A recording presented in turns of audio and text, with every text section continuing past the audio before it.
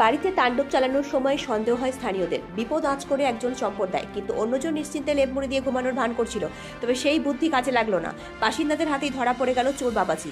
বেশ কিছুক্ষণ উত্তম মধ্যম দেওয়ার পর বিদ্যুতের খুঁটিতে বেঁধে খবর দেওয়া হয় চুচুড়া থানায়। পুলিশ এসে চোরকে আটক করে। স্থানীয় পুলিশ সূত্রে খবর, হুগলি চকবাজার মোগলপুরের ওই বাড়িটি বছর কয়েক আগে প্রয়াত মোহন দাসের। 1.5 বছর আগে তার স্ত্রীও মারা যান। একমাত্র ছেলে চন্দননগরে থাকেন। মাঝে মাঝে বন্ধ বাড়িটি খুলে দেখভাল করে চলে যান। সেই বাড়ির পিছনের দরজা ভেঙেই ঘরে ঢোকে চোরেরা।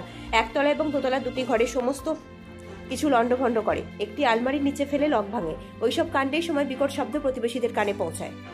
ব্যুরো রিপোর্ট, আমার বাংলা নিউজ।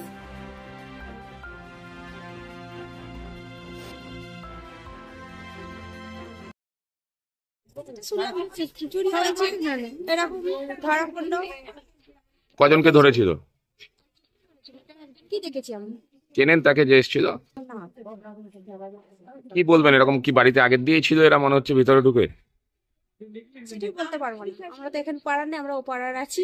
তো বাড়িটা 1.5 বছর ধরে বন্ধ আছে।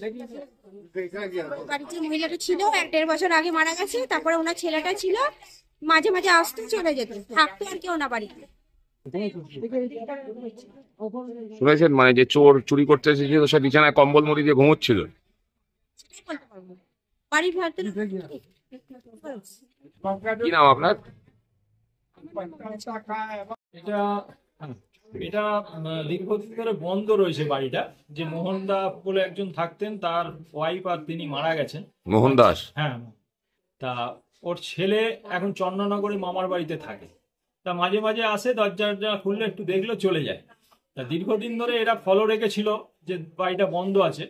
তা কাল রাত্রির হবে বা আজকে ভোর সকাল একদম ভোর থেকে এরা তলায় দরজা ভেঙেছে, ভেঙে প্লাসবুল গেটটা ভেঙেছে, ভেঙে উপরে উঠেছে, উঠে দরজা ভেঙে এই আলমারি টালমারি ভেঙে তছনছ করে সবকিছু নিয়েছে।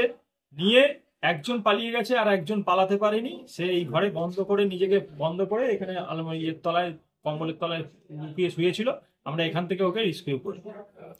কিভাবে আপনারা বুঝতে পারলেন? কিভাবে? আমরা আওয়াজ শুনে বুঝতে পেরেছি যে একটা ধুপ ধুপ ধুপ ধুপ আওয়াজ হচ্ছে। তখন আর কি আলমারি টালমারি ভাঙছিল, এই আওয়াজটা পেয়েছি। তারপরে যখন আমরা পুরো বাড়িটা ঘিরে নিয়েছি তখন ও বুঝতে পেরেছে যে আমাকে আর বেরোনোর পথ নেই। ও তখন বন্ধ করে দিয়েছে, আওয়াজটা হচ্ছে না।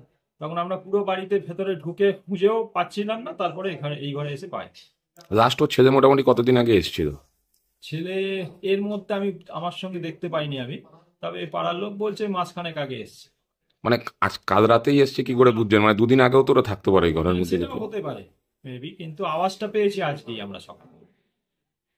এটা হতেই পারে। এটা মনে হচ্ছে না একদিনের পরিকল্পনা বা এই একা ছিল, একা ধরা পড়েছে বলে একাই ছিল, এরকম না। একা কেউ এর এত কিছু করতে পারে না। আপনারা চেনেন লোকাল ছেলে? লোকাল ছেলে মানে ইয়ামারা হাটমাটের ওখানে বাড়ি ওর। এটা হলো ওর বাবাটাকে চিনি। কি পাওয়া গেছে এখানে?